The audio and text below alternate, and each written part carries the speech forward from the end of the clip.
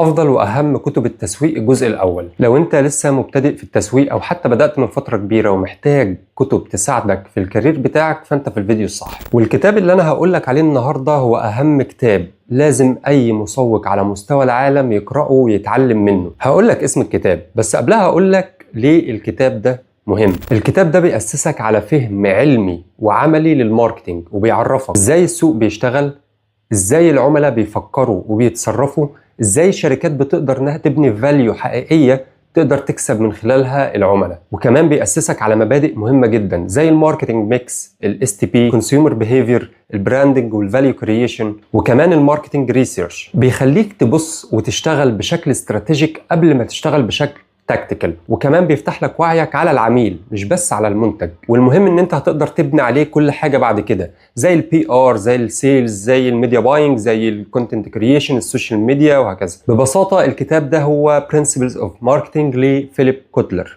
ودي نقطه البدايه اللي لازم تبدا عندها في الماركتنج. ده الجزء الاول واستنونا في الاجزاء الثانيه باذن الله.